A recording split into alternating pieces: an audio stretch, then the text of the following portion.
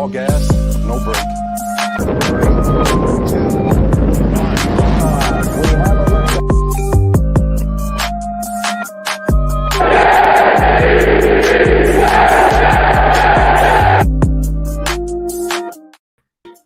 And now we have liftoff. Welcome into the Now We Have Liftoff New York Jets podcast, episode 30. Today is December 21st, 2021, Tuesday. I'm your host, John June. We are live on Facebook, YouTube, Twitter, Twitch, and of course, wouldn't be a show without my guy, Frank Jim Piccolo. Frank, how we feeling today, man? I'm feeling good, bro. I meant to tell you, bro, I really like those glasses that you be wearing. You look very studious. Very handsome look you got going on. Well, I appreciate it, brother. Definitely appreciate it. The vision is still good. 20/20 vision. Don't worry about it. Your boy can still see. These are just more, these are blue light glasses. I spent a lot of time, between work and, podcasting, YouTubing, spending a lot of time in front of, computer screen and whatnot. So I have to protect the eyes so I can maintain that 20/20 vision so that hopefully these eyes can lay themselves on a New York Jets football team that is proud to root for hopefully a championship one. But at this point in time, I would take a competent one. But our New York Jets, they surprised us on Sunday, shooting out to a 10-0 lead over the Miami Dolphins. That lead eventually became 17-10. And it was pretty much downhill from there, eventually losing 31-24 to the Miami Dolphins. This was a game where the Jets were undermatched. There was some talk about the Dolphins dealing with some COVID issues, obviously Jalen Waddle and, safety Javon Holland, and whether that was a concern for them. But the Dolphins, still were a better team coming into this game, regardless of those injuries. I mean, the Jets came into this game as 8-point underdogs. And then when those COVID situations happened around the league, we saw lines, moving in terms of the favor of the team of that was not dealing with COVID. In the Jets case, we saw it be the exact opposite. The line was actually getting bigger, where it eventually came a 9.5 and a 10-point lead here, or 10-point spread here against the Miami Dolphins. And, the Jets end up covering this game here ultimately, for those that, look at this from a betting interest. But in terms of the actual game here, it was a story of two halves, right? Where you are excited, not excited per se, but you're feeling good as a Jets fan. And, you've got a 10-0 lead on a division rival, and you're pretty much controlling this game for 2 quarters of football. You feel really good. Zach Wilson looked comfortable in that first half, probably the most comfortable we've seen him in this Jets offense, pretty much all season. And that's a compliment when you consider there's no correydavis, no elijahmoore.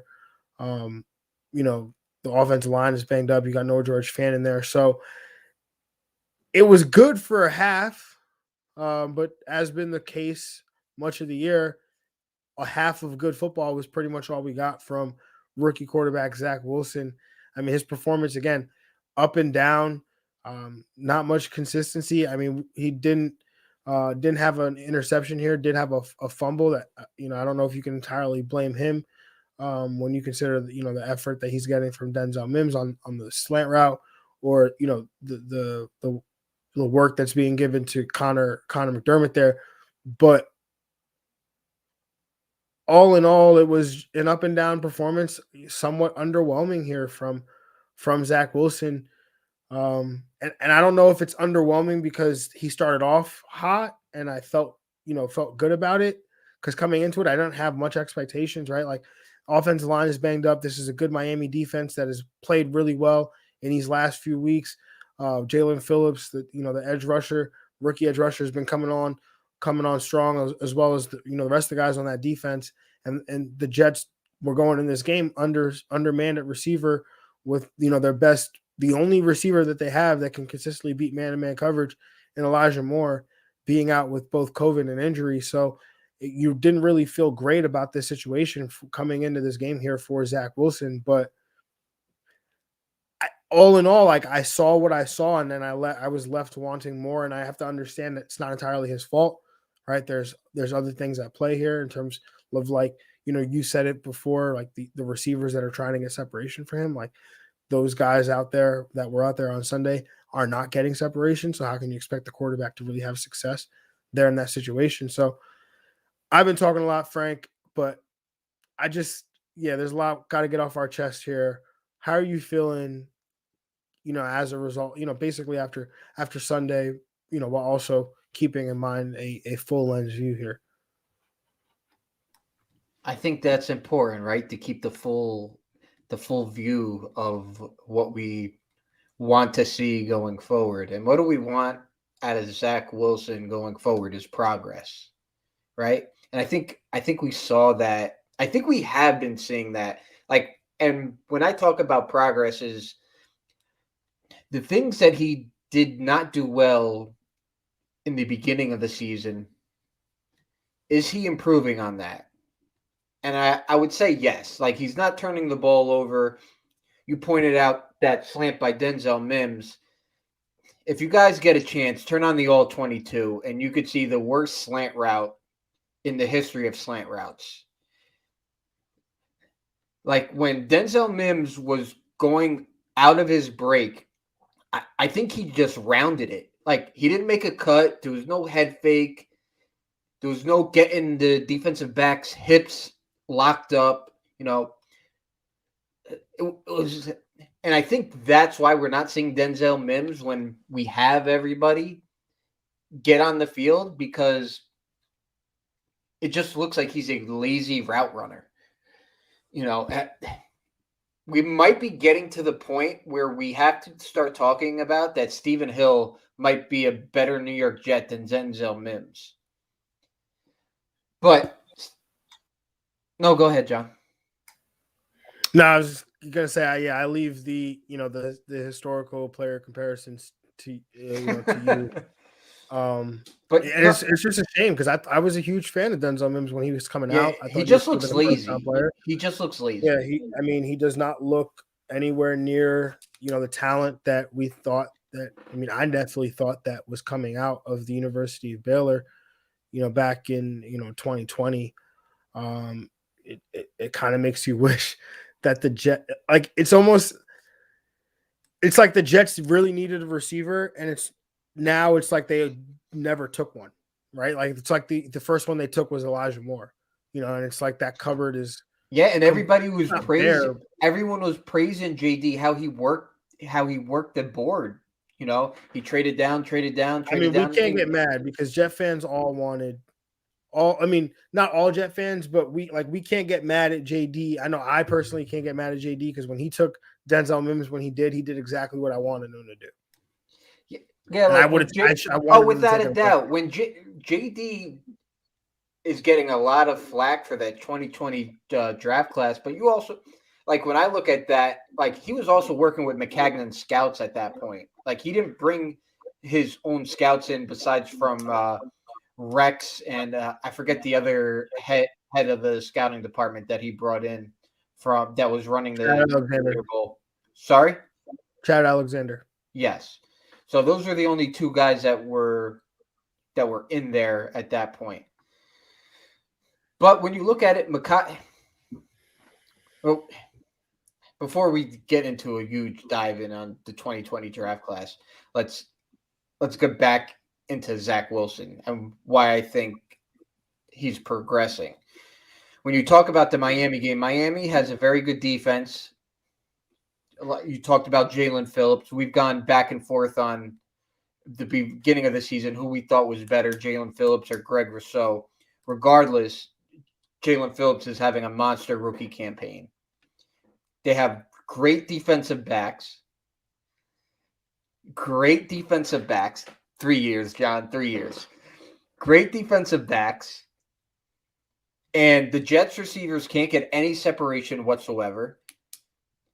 And I think the Jets were playing it really safe with Michael Carter. I wanted to see Michael Carter a lot more than when we saw him. When they used him in the first quarter, me and you were texting back and forth. He looked like he never had that sprained ankle, but for whatever reason, he only had 8 carries, and Tevin Coleman had 8 carries. I think he had 9 touches. Tevin Coleman's 8. He out-touched Tevin Coleman. Tevin Coleman just I'm just looking at PFF, and they have 8 and 8. Out-touched. I was saying total. Oh, out-touched. Okay, yeah. out-touched. Yeah. So I mean, he had, he had 9 touches to Tevin Coleman's 8, and Coleman outgained him in yardage wise, in terms of yardage. Michael Carter still looked good though. He was getting those tough yards, breaking contact, getting yards after contact rather. We saw Zach Wilson actually do much better in the short passing game, being able to complete his short passes. I mean, I remember texting you at one point like, wow, look who can complete a swing pass today. So definitely there was some improvement there from Zach Wilson. He does make those marginal improvements, and maybe as a fan base, we need some more patience. And I know that's a word that Jet fans don't want to hear right now, because we feel like we have been patient to this point. And, I feel like part of that is on us, right? Like, we came in here, we named the show Now We Have Liftoff. Like, it's happening now. Like, not like we're going to lift off in a year from now. Like, we had high expectations coming into this year that this team was going to, again, like what we say, put itself on the map. But that's next year. I hear you competing for these playoffs. And I told you that was your expectations. Those weren't my expectations. My expectations this year was to start seeing competitive football towards the end of the year, which we have, right? When you talk about the Philadelphia game, when you talk about this game, you got to take the Saints game and kind of throw it out the window a little bit, because the Saints has probably an exceptional defense. Look what they just did to the undermanned Tampa Bay Buccaneers, right? So I'm going to we're not in that class yet. So I'm going to take that game. I'm going to throw it away. But what I'm looking for going into next year was us being competitive. And I think as Jet fans, we kind of fast track that with, Salah, all gas, no break, Elijahmoore, Michael Carter, Zach Wilson, and not realizing that these guys are rookies, that if we had any type of significant injury to this team, that there's going to be a significant drop off from the starter to the second string, because being that we did so terrible in our drafting under McCagnon, there's zero depth on this team. Yeah, I mean, but to be fair though, right? Like you, myself, and like a lot of people that prognosticate about the Jets all picked them to hit over the 6-win total put out there by Vegas, right? So like whether we thought that they were going to be good is not really the question. We thought that they would be competitive this year because, you win 6 games. Like Philadelphia is a 6-win team. Like Washington's a 6-win team. Like that means you're like, to steal a line from, my guy Connor Rogers, like our guy Connor Rogers, you got to punch above your weight class a little bit and show that you can beat a team. The Jets have not done. I mean, they beat Tennessee, right? Like they beat Cincinnati without Zach Wilson, but like we expected them to beat the teams like the Philadelphias, like the, split with Miami, be able to compete with New England, right? Like the Jets don't even look like they're playing the same sport as some of these teams. And that is not what we expected coming into this year, right? Like we expected this year to be a building block, set an expectation, set the silver, set the table for next year where you're like, okay, maybe the Jets can win 8-9 games, get into that wild card spot. Like what do we always talk about, Frank? Like when they put that graphic up in December, when you're sitting there on Thanksgiving and they put up the in the hunt graphic, like you want the Jets to be in the hunt. They don't have to be in that wild card spot, the 6 or the 7 seed, the 5, 6, or 7. They just have to be in the hunt, one of those teams that's in the hunt. And if they can do that next year, and it's not looking likely that they can do that right now. But again, a lot of things can happen between now and next year. But that's kind of where the track that I had in my mind for this team. Yeah, but again, look at the injuries. Like, we haven't seen Mekhi Becton since week 1. Elijahmoore started the year with a quad injury, and now he has a quad injury again, right? Carl Lawson not there. Vinny Curry, Marcus May, LaMarcus Joyner. Both rookie linebackers have been hurt for a period of time. They've had the worst injury luck in the league. It's been bad. But so I mean, look across the league. But that's why, like, I thought 6 to 7 wins was our max, right? You're not reaching that when you have Connor McDermott starting at left tackle. Like, it's impossible. I told you on the phone, he doesn't deserve to be on an active NFL roster. He's a practice squad player at this point. Yeah, I mean, maybe he could work up to being a backup, but at this point, especially going against that Miami front, it was bad. No, totally. I mean, and then you combine, like you said, no Carl Lawson. You miss Brycehuff for most of the year. So, that's really going to affect your ability to rush the passer. I mean, this corner group, which we talked about as being a weakness, has been somewhat of a strength here. I mean, no safeties, limited, inconsistent pass rush, I should say. But these corners, Brycehall, even brandonechols, who had a nice moment there with the pick 6, have been having their, having their moments where they actually are able to compete against opponents where that they're undermatched, right? They're punching above their weight class in a sense there. So another guy that's been impressive, he's had a nice stretch here, essentially since the Cincinnati game, Mike LaFleur, right? Like, this is a guy that Jets fans were calling to get fired. I know that we had dragged him on this show for a little bit for not doing his job, whether he needed to be in the booth or whatever the heck that it was that needed to happen. He's gotten so much better. Some of the plays that he was calling, the situational call that he made on the 3rd and 15 there, to be able to call that hook and ladder and convert a first down, to have the Berrios play down in the red zone, the double pass, the pass that they attempted a pass to Zachwilson in the end zone. It's like he was calling all the bags. Like he was pulling everything out of his bag that he possibly could to try to steal a win. And that's all I've ever wanted from a Jets offensive coordinator, is don't lay down and die. Like, do whatever you have to do to try to steal a win. Run as many trick plays. Like, that's what Brian Daboll used to do with Buffalo, like before, like when they didn't have Josh Allen, right? Like, they lost I forgot who the quarterback was, but they lost their quarterback, and they played against the Jets, and they just ran a ton of trick plays, and they end up beating the Jets because of it. But it's like, give yourself an opportunity, and Mike LaFleur does that.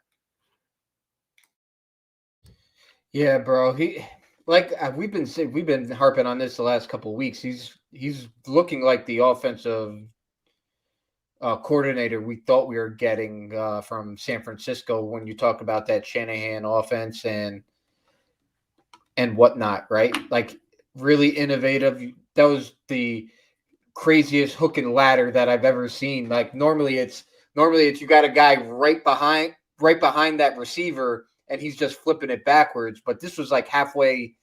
It was like from the middle of the field towards the nines. No, because it was literally 3rd and 15. Jamisoncrowder runs like an 8 or 9 yard route. He's going to get tackled short of the sticks. Literally throws it back to Braxton Berrios, who's now, if he's not behind the line of scrimmage, he's only a yard or 2 from the line of scrimmage, catches the ball, and then runs to get the first down on 3rd and 15. It was a very ballsy call. It took a lot of gusto there.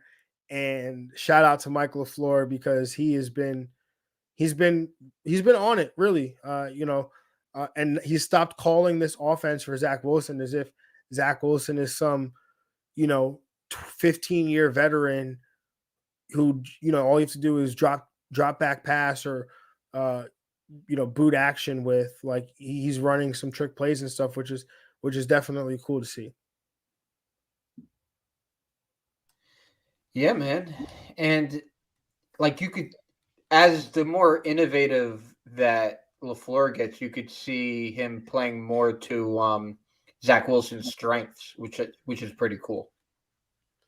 Yeah, and one of the things I know that I said to you, and one of the things I'm definitely going to keep an eye on, and I definitely implore our listeners to keep an eye on it as well, is Zach Wilson. Watching him, he had that scramble. I think it was in the third or fourth quarter. He had that scramble for a first down, and where he juked a few guys there on that play. And I said to you, Frank, like, look back at the Carolina game when he had juked like 7 guys in the backfield, like didn't go anywhere, but he juked like 3 or 4 guys in the backfield, and looked like a punt returner. And I was like, compare those 2 runs, or just even those 2 actions of him making those moves, and like, he had so much more twitch back in September. Like, I think he's definitely feeling the effects of that knee injury.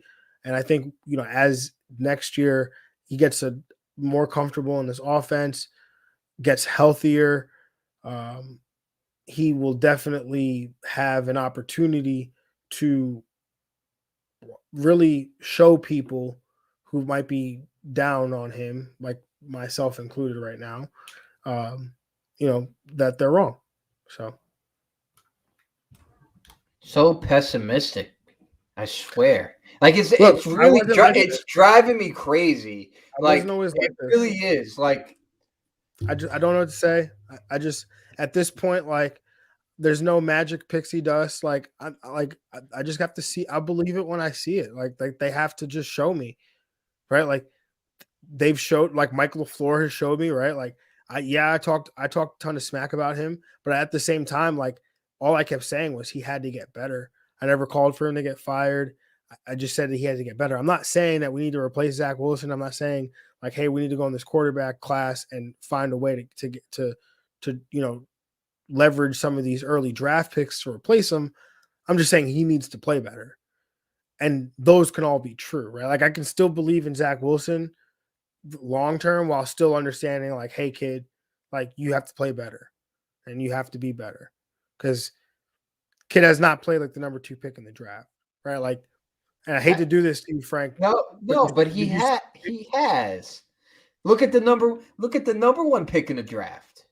I mean, the number 1 pick in the draft is coming out of one of the worst situations. I'm really not. Are we really at a place where we're that much of a better situation, minus the whole Urban Meyer mess, than Jacksonville? Coaching matters. You're right. Coaching does matter. But let's not look at it like this situation's better than Chicago's situation. Let's not look at it like this situation but like Chicago is better than New England. I was bringing up Chicago, actually. Like, right, I know where you're going.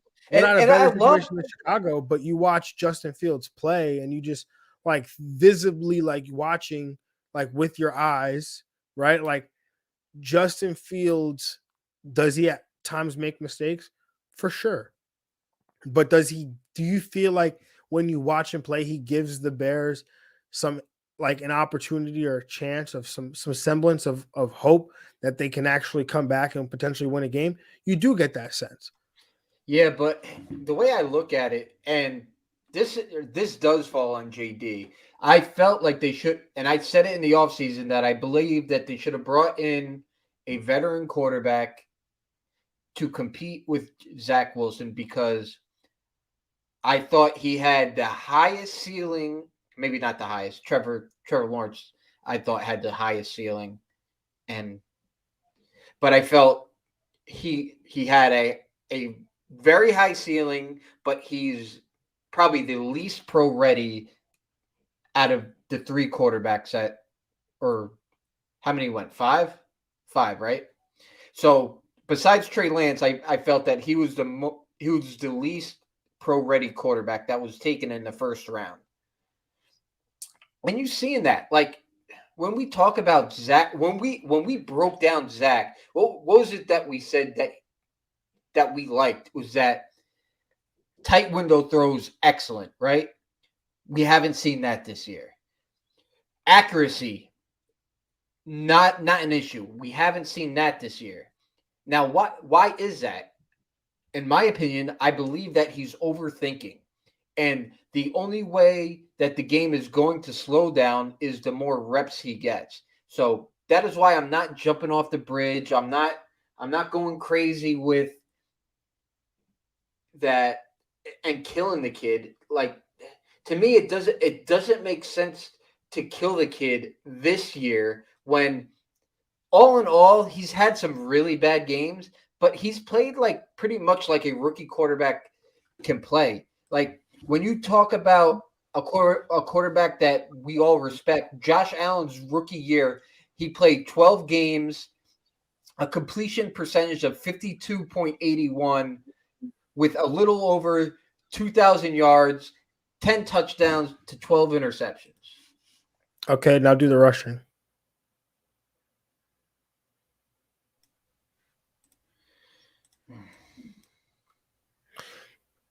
And while you get that, on Zach Wilson, 631. 631. How many touchdowns?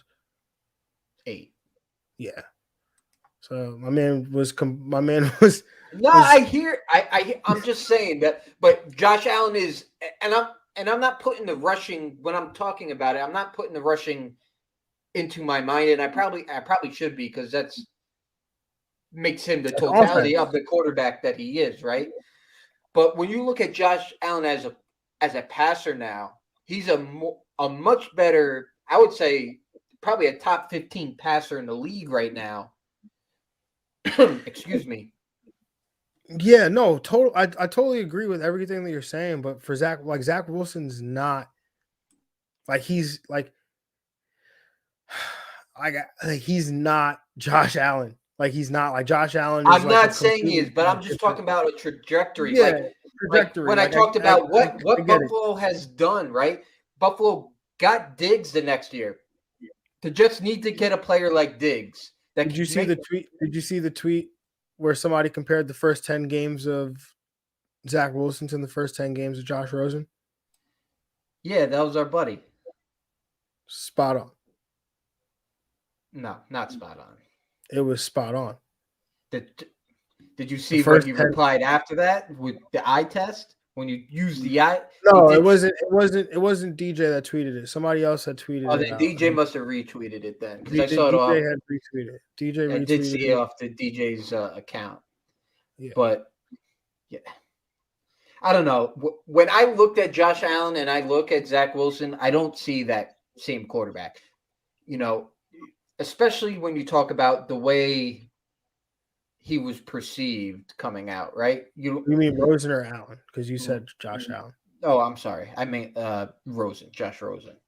Like, I don't view Zach as that way. And remember when people were talking about that? The questions about Zach, is that like, and I think that's why people are bringing it up now because people were talking about it then. That the Josh Rosen and Zach Wilson, because Josh Rosen wasn't a captain, or people had questions about whether Josh Rosen's teammates liked him and all this other stuff. And you have Zach Wilson here, who I think it's so easy to pile on this kid right now. No, 100%, totally agree with you. 10,000%. And that's the problem I had with the SNY guys hammering this kid after DJ asked Zach the question, because I felt DJ's question was fair, and I didn't like Zach's answer, but I get how frustrated he is. I felt like, especially coming from Doozable and Bart Scott, like I just felt it was a lazy take.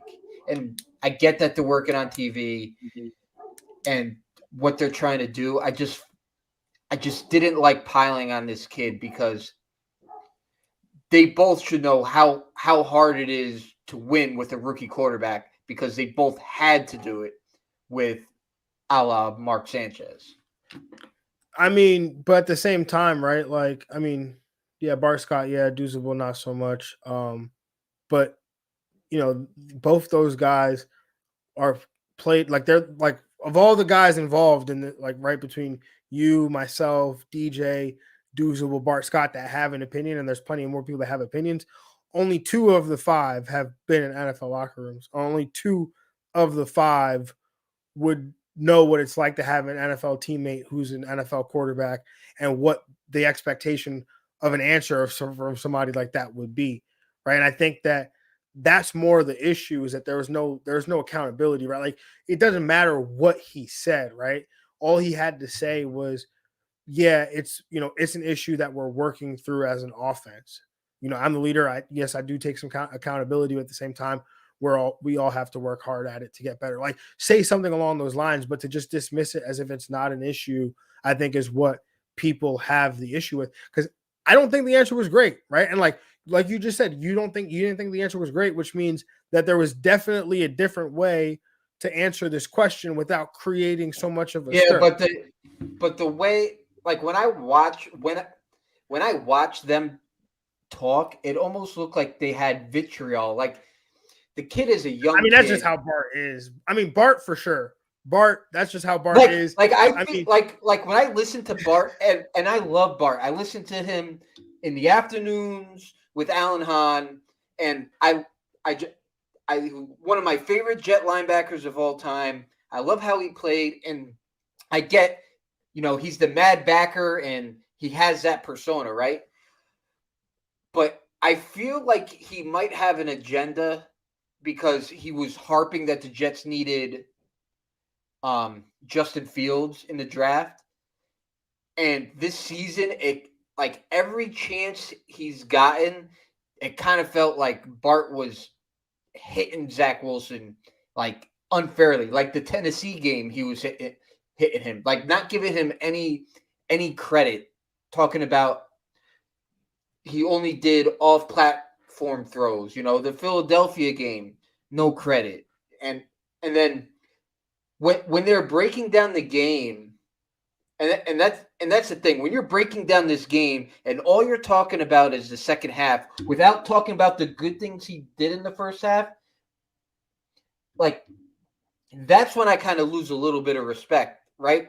Okay, you want to hammer the kid, but also talk about the good things that he did. Like, and I'm not talking about the off-platform plays that he did, because those are, like you talked about last week, those are the aha plays, the bonuses that we're going to get. But the check downs, the pass to Ryan Griffin over the middle, like those things that he did in the first half were what we want to see going forward. Those are the building blocks that we want to see. And for them just not to acknowledge that kind of had me saying there might have been something else going on. I mean, yeah. I mean, look, maybe they know something that we don't know. Maybe they have some kind of information that we don't necessarily have. I don't know. There's a lot of reasons why they may feel that way. There have been signs, right? Like, and I've said this to you before, and we've talked about it privately for sure too. Like, there have been signs about this kid that maybe he's not the best teammate or the best, person to be around. We haven't gotten that indication from Jets players, right? But they're not going to flat out come out and say it. But you don't know what people are saying behind closed doors to Bart Scott and Leger Douzable. Like, those guys are still in the area. They work for SNY. I'm sure they still have connections to Jets players. So, it's not completely far-fetched that some of what they hear, or, some of the reasons they feel the way they do is because of things that they've heard from guys in that locker room. But moving on, because we felt like we spent a lot of time on this subject, let's talk about the defense. And the defense, again, last week, we give them a little bit of credit, and they come out again and they play well for a half. So makes you think that, hey, they're gonna put might be able to put a game together, another half together, like we saw against New Orleans where they put half of football together. But that's pretty much all it was a half of football because, again, they proceeded to give up 30 points as they do every single week. It is a broken record with this defense giving up 30-point games. I don't understand. I'm at the point now where I've just like given up on trying to figure out what's wrong with the defense. Like, it's 30 points and 100 yards rushing guaranteed. Put it to the bank, lock it up. That should be your bet. Every week. Just build around those two props. Yeah, those two prop bets. Like John, that's what you should be writing about every week for your weekly article that you have to write. Like, it should be like that, some sort of that variation, because it is terrible. And the tackling, that's what baffles me. The tackling on this team from top to bottom, and it starts with Ashton Davis. Ashton Davis had an interception. He looked like he was a competent football player for maybe 2.5 quarters of that game. And then came that play where he hit one-on-one on Duke Johnson, and he like stole his heart. Duke Johnson stole his heart. Like, go ahead.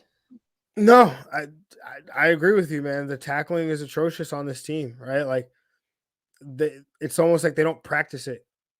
You know, they've gotten so time and time again where guys will get in a good position, they're in a position to make a stop, but for whatever reason they can't finish the job. They can't bring the guy down, and it's like, again, do your job. You're an NFL player. Your job is you're an NFL defender.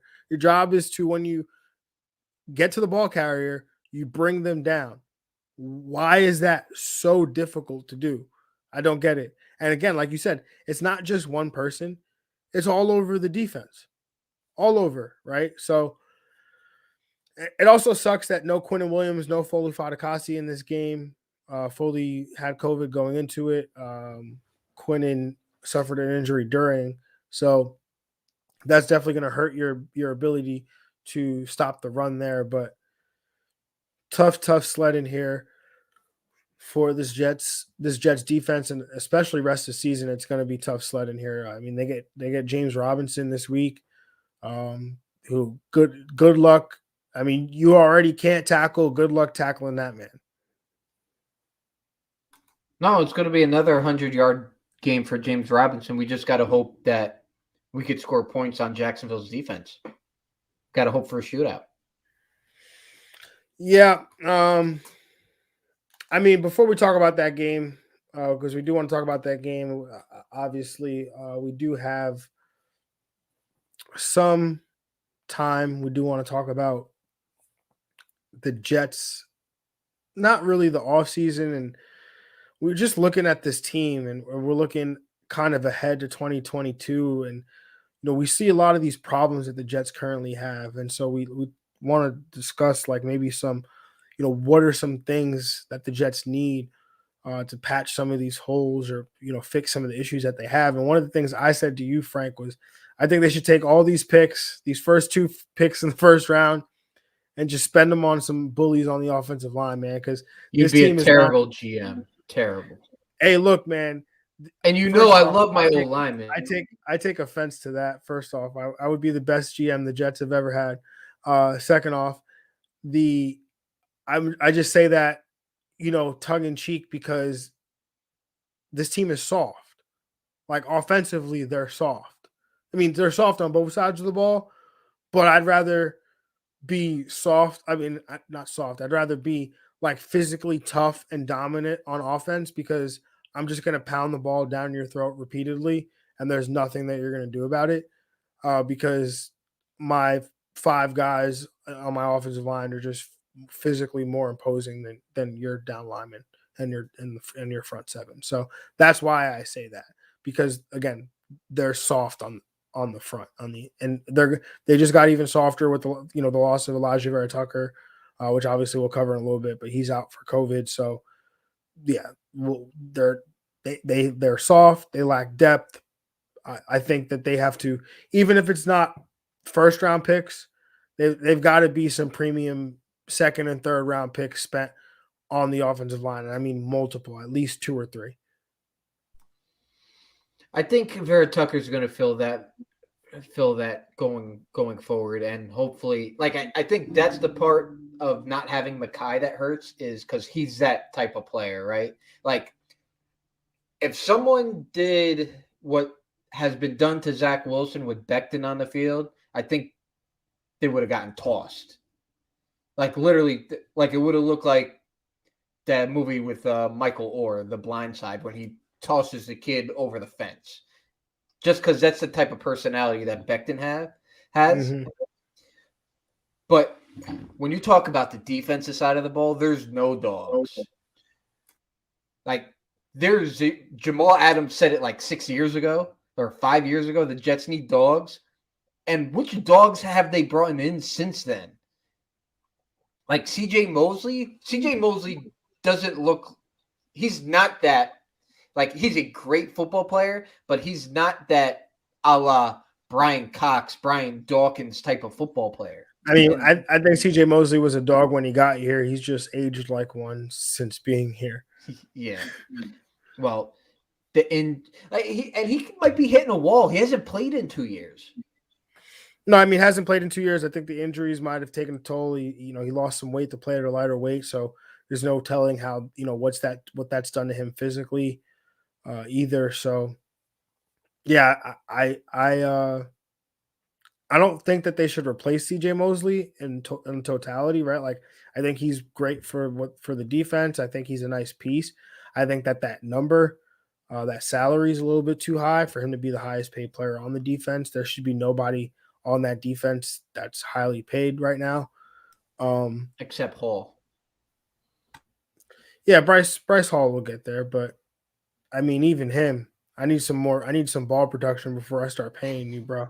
Like, let me get a pick or something before you start asking. Oh, you got that out of Eccles, our first defensive back with an interception. No, our first corner with an interception. Yes, corner. Sorry.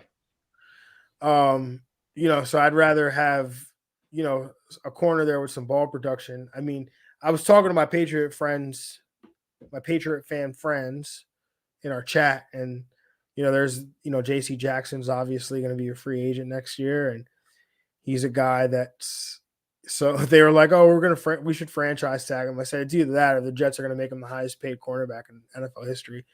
And they all kind of, and I don't know if they can afford it. No, absolutely not. The Jets are, I was just reading a tweet, and who was it from? Oh, it was Dennis Wazak from I think he covers the Jersey Herald. He said the Jets are going to have a projected $48 million in cap space this offseason. Yeah, I mean, if they can go out and let's say you go get JC Jackson and you put a ball hawking corner opposite, Bryce Hall, and now you've got a corner that nobody wants to throw at, because if you do, it's going to get intercepted. And you've got another corner who's just so technically sound that he doesn't, while he doesn't get a ton of ball production in terms of interceptions, you're not going to have much success completing the ball his way. And then Brandonechols provides some nice depth there. Michael Carter in the slot, what you're going to get there. And obviously they got to, shore up the safety position, but I think they need to. But yeah, but if they attack that, you got a safety, the safety that's coming out of Notre Dame. You slide him there. Ashton Davis should be good as, whatever your third safety, special teams player, third safety. Yeah, exactly. And now you could start looking at edge rusher, and like now you don't need to draft for need, which I think the Jets are going to get to the point where they're not going to have to draft for need, and I think that's where Joe Douglas is going to excel. Yeah, I mean, I hope he excels at something, because this 2021 class looking really good. 2020 class needs some help. So we just hope you got to knock out the park with the 2023 class. Did get Brycehall out of the 2020 draft. Brycehall definitely was a 2021. Wow, I messed up these draft classes. 2020. Hope we get something out of the 2021 class, and then hopefully we get something out of this 2022 class. 2023 class would be nice as well, though, too. But yes, Brycehall playing well out of that 2020 class.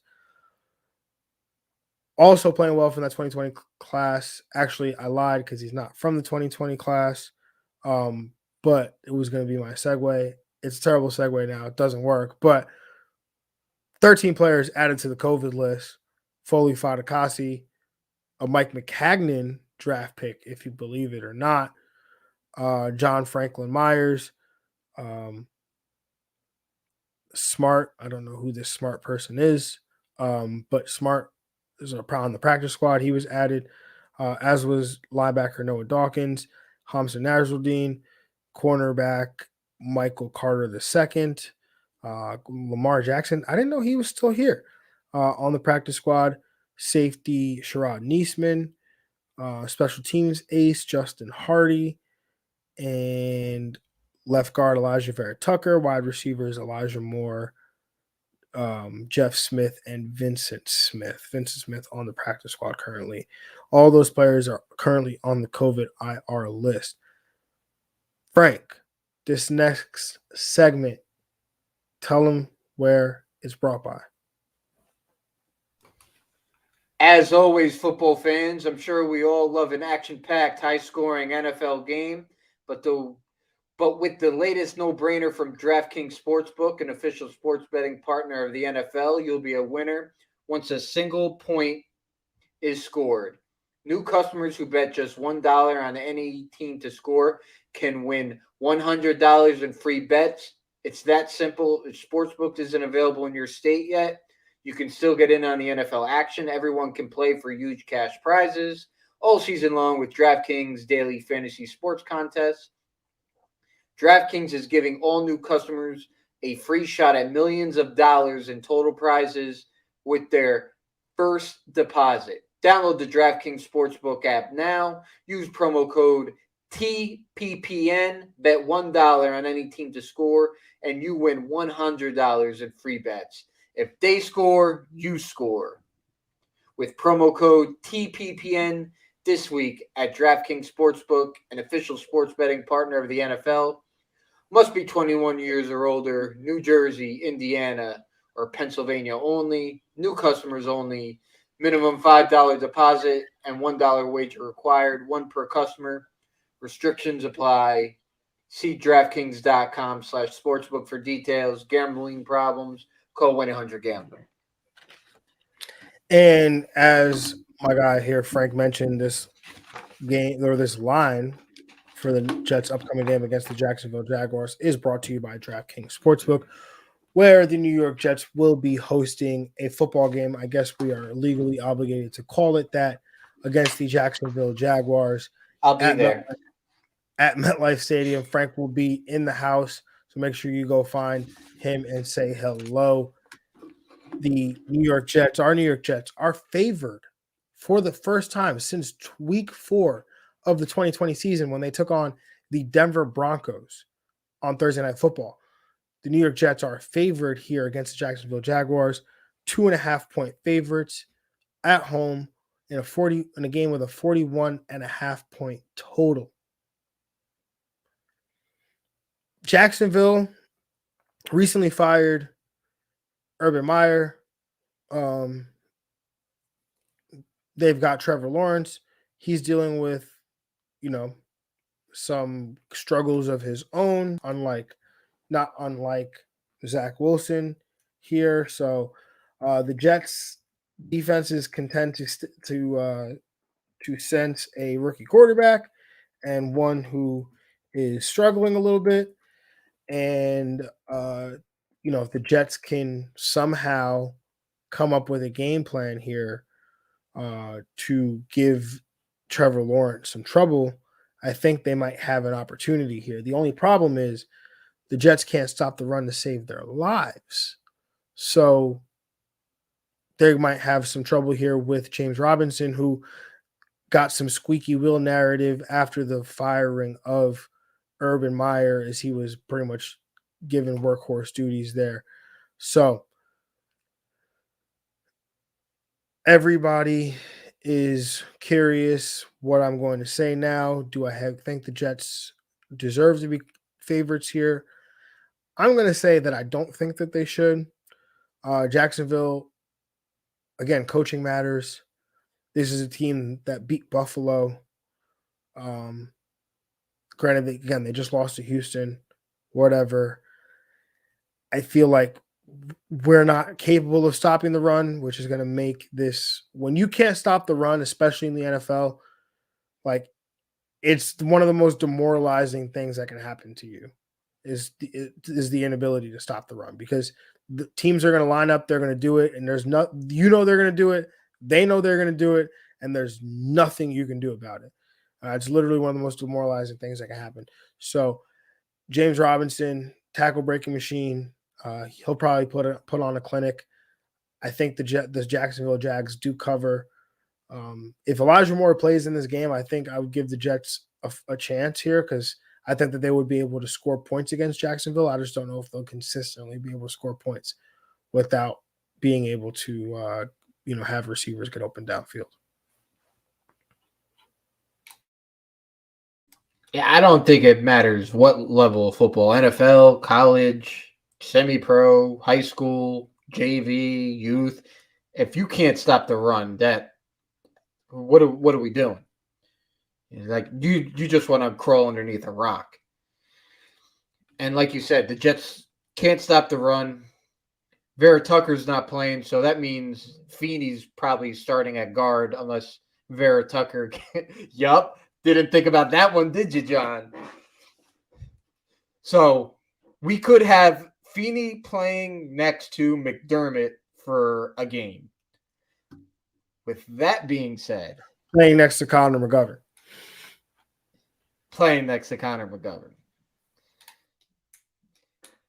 With that being said, I don't think there's any. If that happens, I don't think there's any shot the Jets win the game. So I'm taking Jacksonville to cover. Yeah, this is unfortunate for sure. All right. Well, that being said, Frank, who's your lock of the week here? Now, we might have a little discussion on this, but I am going to take the Bears getting 6.5 points against Seattle Seahawks. I just think that line's too big.